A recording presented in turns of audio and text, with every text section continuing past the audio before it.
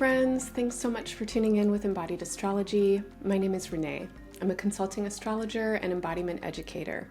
And every month I offer astrologically guided readings that help connect you with your mind-body intelligence and energetic intuition. In this very special Aquarius season episode, we're going to tune in with 2025 and get some channeled messages specific to each of the 12 zodiac signs. So make sure to listen to the recording for your sun, rising, and moon signs. And if these readings speak to you, make sure to check out the extended readings for each sign in 2025. They include an additional 2+ hours of in-depth exploration for navigating this year's most important transits, retrogrades, and eclipses. Additionally, if you are an Aquarius sun, moon, or rising, or if you know how to work through the themes of each house in your chart and you know where Aquarius is for you, make sure to listen in on the Aquarius reading for an extra special edition with some important themes for Aquarius season. In 2025, that's January 19th through February 18th. If my readings resonate for you, let me know by clicking the thumbs up and tell me what lands in the comment section. Make sure to subscribe and stay updated with my monthly readings and astro-inspired movement and meditation practices. The best way to show your support and stay connected is to sign up for the Embodied Astrology newsletter, drop into a weekly or monthly Embodied Astrology class, or sign up for a monthly membership. You can find more information on everything in the show notes or at embodiedastrology.com. All right, let's get into your channeled readings for 2025. All right, Sagittarius. So I feel you in a place as we move into the year that is a big, energetic kind of opening in a lot of ways. I think a lot of you have been really busy and a lot of energy is moving through you in various ways. There are so many changes that are happening at this time for the collective. And so for each of us, there is a feeling of a big transition energy as we move into 2025. For all the readings so far, I've been talking about getting onto a bridge, and 2025 and 2026 are bridge years, and they are basically a threshold passage from one world to another.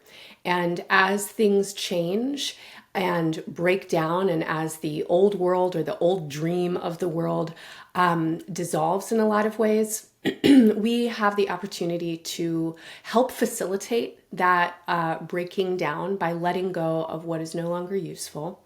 And we also have the opportunity to be very creatively involved with the shaping of the new world and the new dream that we are entering into collectively by individually really aligning with our sense of purpose and really this feeling of the greatest good for all involved. And there are so many invitations right now to really let go of outdated ego trappings of, I'm just going to say, modernity.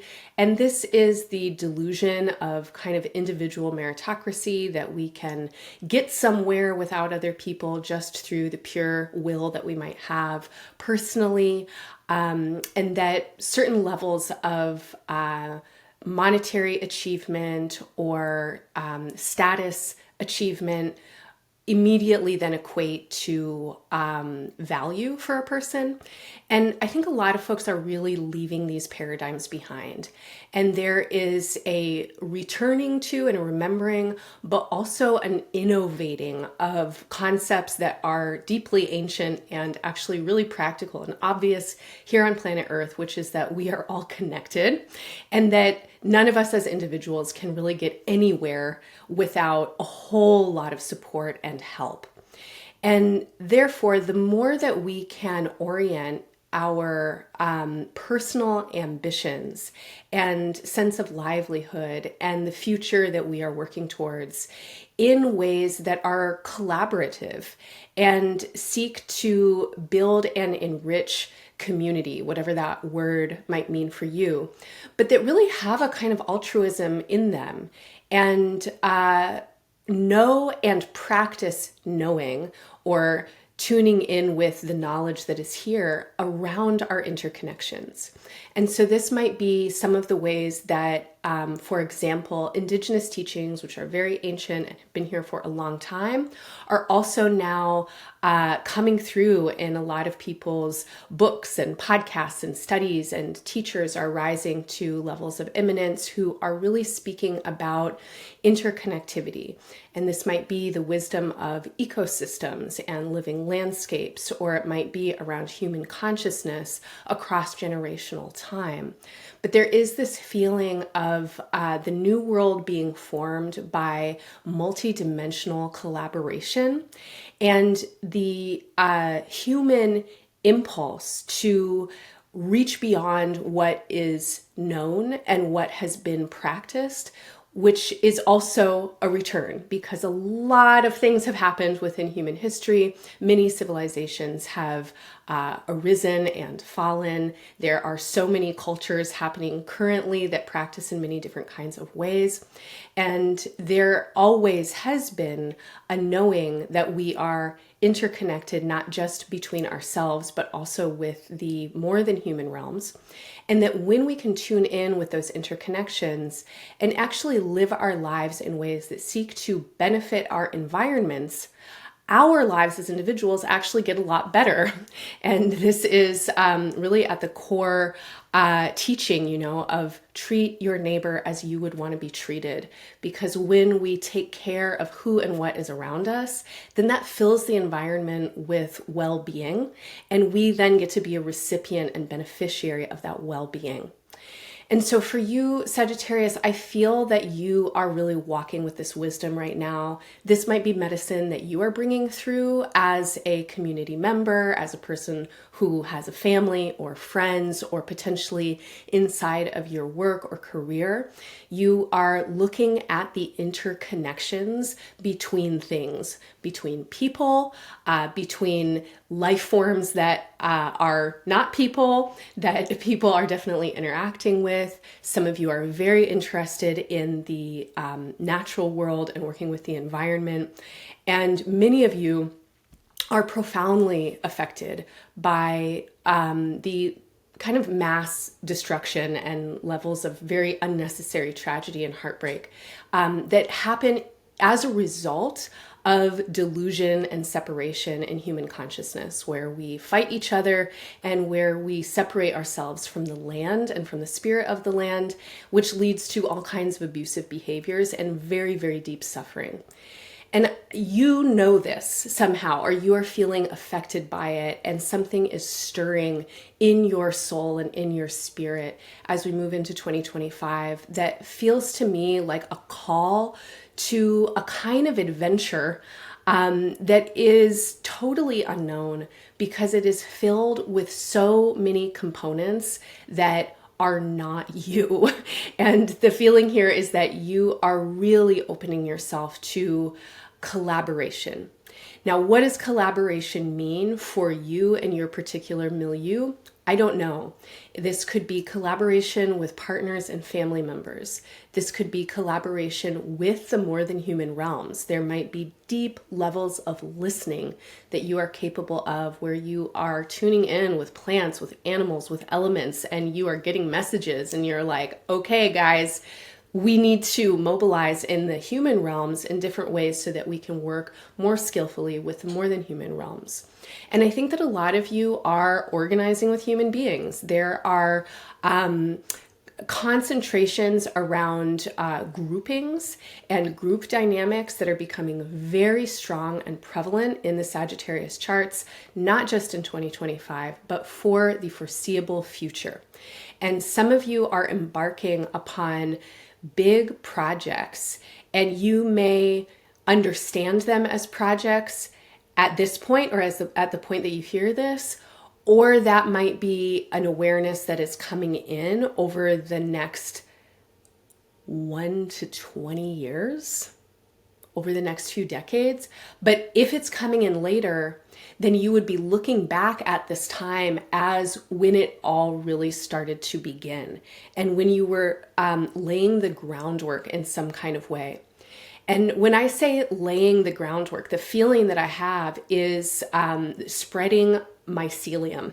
And if you've ever seen, like footage of, put cameras inside the forest floor, and there's like footage of mycelial networks kind of rhizomatically expanding out and seeking new pathways of connection.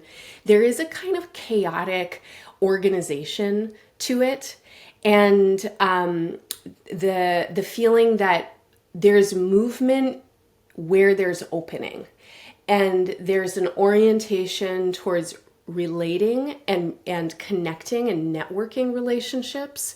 But the way that those networks are built is not planned before, right? Like it's not something that gets mapped out and strategized and then implemented in phases according to plan.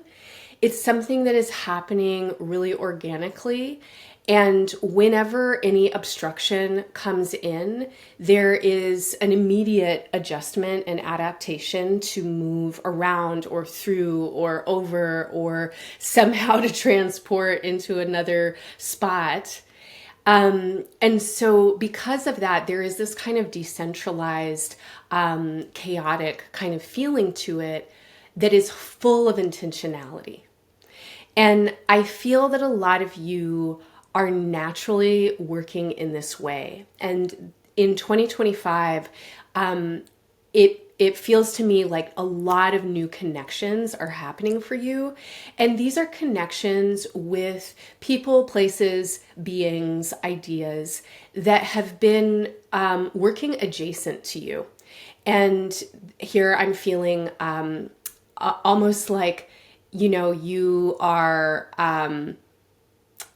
a bird in a flock of birds, and like you're at the head of the flock and you are flying and you're looking, right? And then like one of your bird friends comes up alongside of you, and then you see them going that way and you're like, oh, let's go that way now. And so there's this feeling throughout the course of 2025, definitely into 2026, of new alliances and allegiances becoming known to you, and actually potentially very surprising relationships and events that start to manifest as these new connections get made. And this is really energizing for you, and it facilitates creative expression from you. And it really emboldens you, and it gives you courage and motivation. And at times it might confront you or even challenge you. And then in the ways that you kind of like feel yourself reacting or responding to confrontation and challenge, you get to know your own strength better. And so there's this playful warrior lover spirit that I feel coming through for you and from you and within you, that has this energy that is really charismatic and very opportunist in some ways, where again, you are looking for the openings and you're being called in some ways really quickly, but the quickness with which you can respond is because you have been practicing and training, and you have a sense of knowing how to do this already. And over the last, let's say 7 to 8 years or so think back to 2018-ish, a lot of you have been practicing or training. And what these practices or methods are that you're training in, I'm not sure. They may have been already codified and formalized, and you've been working with teachers, but a lot of you are following your own directive and guidance. And it's probably a combination of the two, where you are receiving education, and then you are synthesizing what you're receiving and rapidly creative problem solving and integrating and applying it in ways that make sense for you. And then you are turning this into something that you are practicing. And the feeling that I have when I'm saying practicing is similar to consciousness practice. And so I have kind of immediate association to some of my own practices that are definitely astrological, but also deeply somatic and body centered. And then because I'm working with myth and planetary time and universal substance, which is mysterious to me, but magical, and because I'm working with the body, which is also mysterious and magical, then I'm definitely working with spirit and spirituality. Even though I wouldn't call myself a religious person, I do frequently feel myself tapping into something that really resonates as divine or numinous. And I think that a lot of you are finding some kind of pathways in your own consciousness and in your own practices. And when I say practices, this is something that you're doing, if not daily, then frequently. So it's iterative, it's repetitive, it has this quality of training. And whatever it is that you are doing is altering your consciousness. And you may not have been the catalyst of this practice for yourself. So some of you went through experiences that compelled you or even potentially forced you to do something to shift your consciousness. And it could be health related, definitely could be health and body related, that for whatever reason you have needed to change the way that you're organizing and relating with your physicality and mortality. For some of you, it is very environmental and it is social and it's political. And you are really kind of working with this wisdom of as within, so without. And in order to affect change in the external, you have to be practicing and manifesting that change internally. And that then will ripple out and affect your environment. And that's where you have to begin, is local and small. Some of you have gone through some kind of crisis in these last 7 to 8 years where your life really got upheaved. And in the need for you to cope and integrate and move on from whatever is happening, your perspective and your consciousness is changing. And you are recognizing that there are ways that you can work with that change by choice.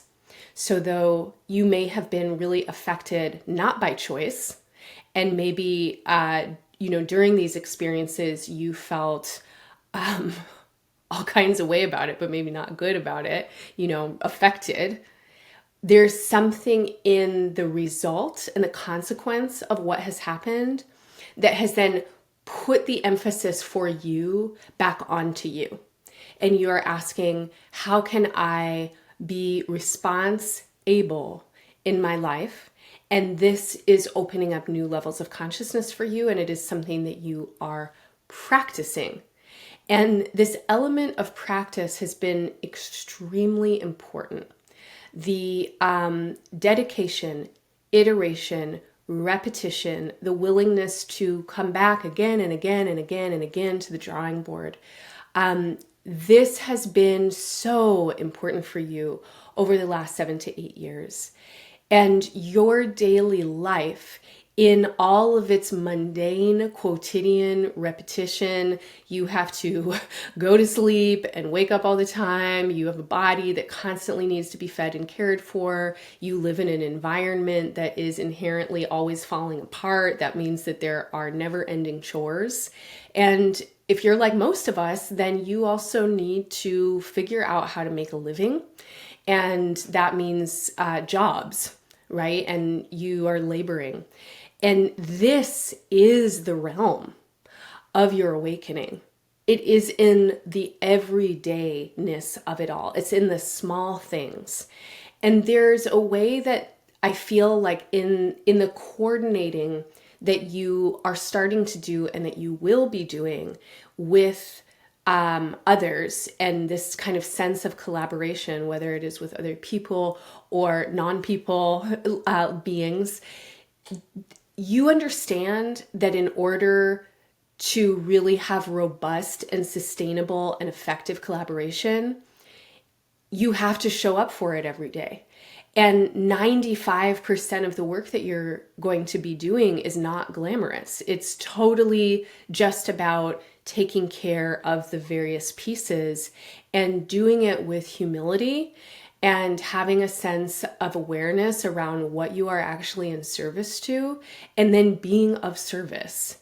And so in a lot of ways, you have been practicing some of what I was talking about a few moments ago, about this putting aside personal ego in order to do the work that needs to be done. And in this doing of the work that needs to be done, you are very aware that many hands make light work. And the more hands on deck, then the more joyful and far-reaching the work can become. And so you have begun to gather support. And a lot of your attention and focus and emphasis for longer than the last 8 years, let's say the last 15 years, 16 years or so, a lot of your focus and attention and emphasis has actually been in or towards what gathers support and consolidation of resource. Now, on an energetic level, you have really needed in the recent past and also in the distant past, again, last 15, 16 years, you have really needed to work with, examine, and transform your sense of self-esteem and personal value. And your value systems have been a point of focus for you.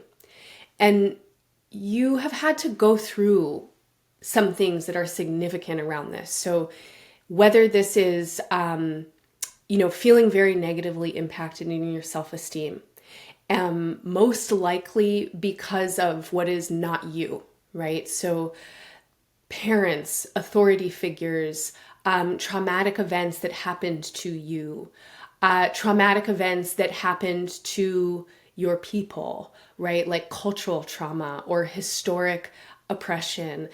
There are ways that you have been doing some really heavy lifting, is what I feel like it, to liberate yourself and to love yourself. And you have also really needed to transform your values. And this has looked like a lot of things, but ultimately, I think what it has been about is clarifying and defining for yourself what you actually value. And this means that you have had to lift and awaken your own consciousness in order to see how your values may have been kind of put in place or shaped for you, again, by those who are not you. So dominant culture, authority figures, family, etc., telling you who you are and who you're supposed to be and what's good and bad, etc. And you've had to have some kind of process inside of that, where as you claim and reclaim your own dignity and self-worth and self-confidence and self-esteem, you are also really transforming the lens with which you see the world and how you're able to identify the values within status quo, consensus reality, or dominant culture, and where those values are misaligned with what you actually value. And this has allowed you to then understand what kind of resources you need and how you want to use them. And this could definitely be financial resource. You want to do something and you need money to do it, and you understand that having clarity around your values and your self-worth allows you to gain whatever it is that you need on a financial material resource level. But there are so many other kinds of resource, and they definitely begin for you with you. So that's your presence, it's your life energy, it's your attention, And you have been working really hard to focus and clarify, where do you want to put attention? You know that what you pay attention to grows. And if you invest in something over time and you continue to cultivate and tend it, it will grow. And if you ignore something and don't put energy into it, it won't grow. And so you've been doing that. And as we get into 2025, I think that a lot of you are really feeling like that phase of your life is done. And it's not that you won't continue to need to figure out how to resource yourself, or that your value systems or self-esteem won't continue to be areas that can evolve and be refined and may sometimes also be challenged. But you've kind of like done that, been there now. And I feel like a lot of you are really ready to let a lot of things go. And when it comes to self-esteem and self-confidence, I think that a lot of you are clear about how you want to relate with yourself. And now what you're interested in is, how can your consciousness grow when you are stabilized internally? And a lot of you have worked it out enough for yourself, what you value and what you think is important and what your priorities are. And that means that you can turn your focus to collaboration and to grouping and convening and converging with others who might share your values, so that you can do something together about it.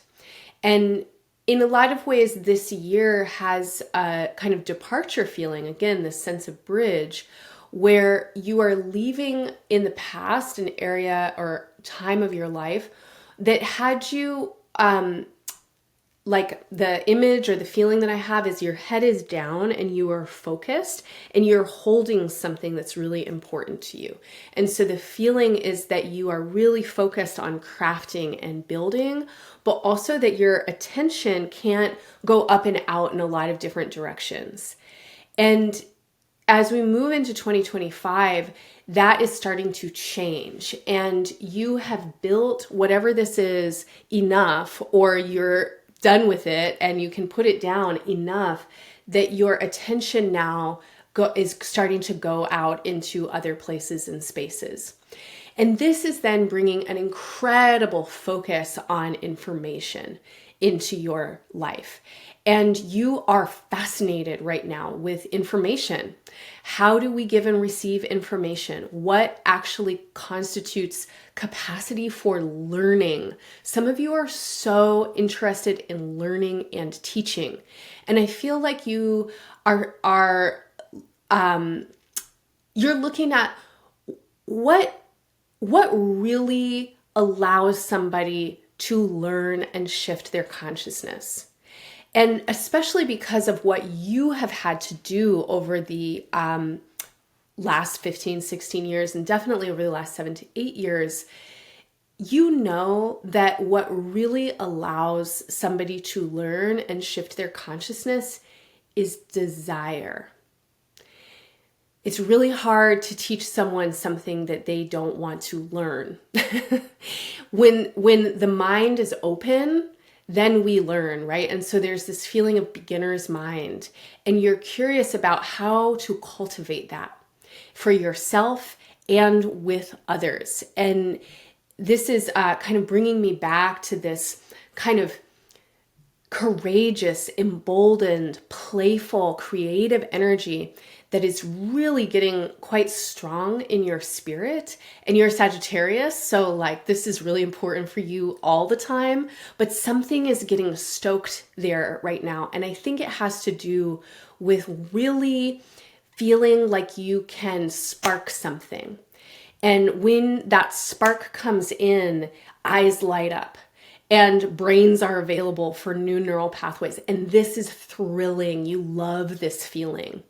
You love the feeling of learning something new and getting excited about potentiality, and like everything just kind of wakes up.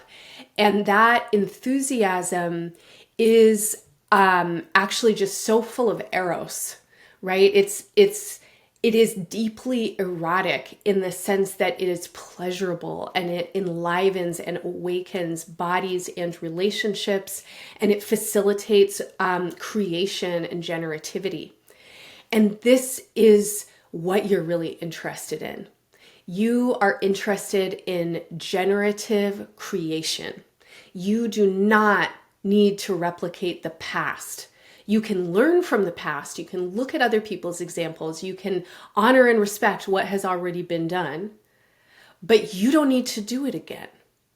And you have already been in some kind of practice of rapid synthesis and creative problem solving and being a little radicalized, I'm going to say, whatever that might mean for you. It's like you've been sparked yourself, or you've been pushed in some way, or what's happening in your life or in the world has created this feeling of revolt in you. And you are like, I'm getting something done now. I am like pushing back, I'm pushing forward, but in this way that feels so potentially joyful. And you want people there with you. And so communication and information then is key. How do you give and receive information? This is one of the most important questions you're going to be asking for the foreseeable future. How do we give and receive information?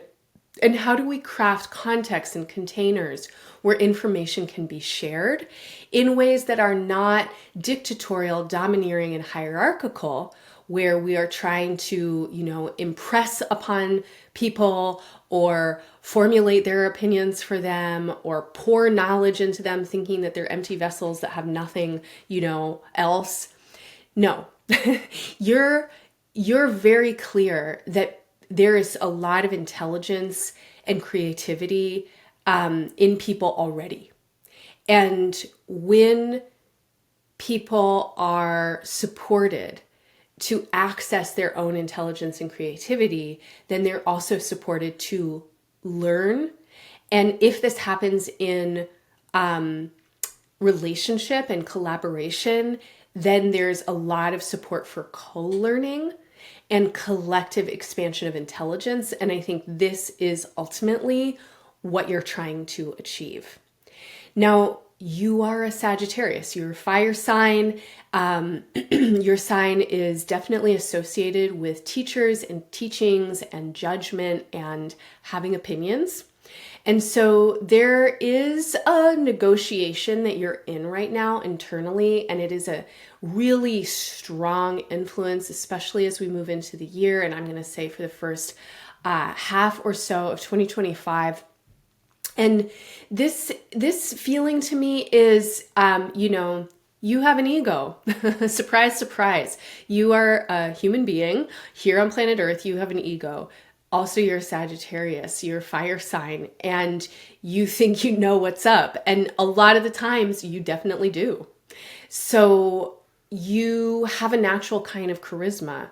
You have a natural kind of leadership, and you like to be in that place and role. I think a lot of you do. But you also are not so comfortable with it right now. And the discomfort could be due to a couple of things. And I think that on one hand, you just feel that the times are changing and you don't want to do what has already been done. And we have experienced plenty of iterations of charismatic leaders telling people what to do and how to do it and when to do it. And we have experienced lots of wonderful teachers who sit up top and whose students sit down low. And this dynamic consistently results in disappointment. It consistently results in misuse of power by those who have been given or who have taken more power. It consistently results in a kind of deadening of consciousness for those who we might call the followers or the students or kind of the proletariat or something. And you feel inclined or curious about how do we lead together? Or how do you as a leader actually kind of lead from the periphery or even from the back? And here you're interested in psychology and affect and influence. And again, there's this sense of when the group is empowered to lift its consciousness, then the group becomes the leader. And this is, in some ways, it's like, I feel like a lot of you are aiming for this. And additionally, some of you may, especially as we get into the year, some of you may actually just feel tired. And I think that there are some pretty pressing questions about how you want to use your energy. You need to rest. And as many placements as you might have in Sagittarius, you can't expand forever. And you can't just like keep going. And even if you're enthusiastic and optimistic and full of belief about something, sometimes you have to close your eyes and put it all down and take a break and do something else. And you also need to get to just be a person. And you, as a person, have some human level business that you need to attend to. And this is about family. This is about home. This is about your body. And the people that need you to attend to that, they might see you in all the ways that you are out there being a Sagittarius and being bold and glorious and, you know, in leadership and knowing a lot. But then they also see you, you know, first thing after you get out of bed, before you brush your teeth, when you haven't had your coffee and you're cranky. And they also see you when you're overwhelmed, and they see you when you're vulnerable. And they need you and you need you to be responsible to the part of you that is human. Because one of the ways that leaders, you know, in these kind of hierarchy models, one of the ways that leaders really fall from their towers is they forget their humanness. And then that human part of them either becomes so calcified, you know, and deadened that they lose their capacity for empathy and attunement and actual connection with the people that they're trying to influence. Or that part of them starts to act out in really funky, manipulative ways. And it erodes their close relationships. And the most powerful people need intimacy, right? They need vulnerability. We all do. We all need to be able to be real. And that means not glamorous, right? Not perfect, kind of a mess. Like, I don't know, you know, you got to rest. You got to just chill. And especially if you're someone who is putting out a lot.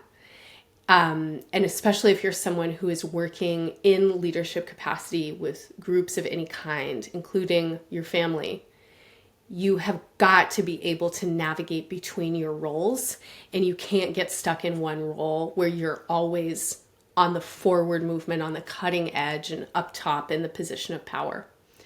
And this year is really wanting to remind you about that. And so for those of you that are in positions of leadership, you really want to practice humility. You really want to practice coming back to your own, that word, right? Humility, like human, comes back to the root word humus, which is of the earth. So you need to be grounded.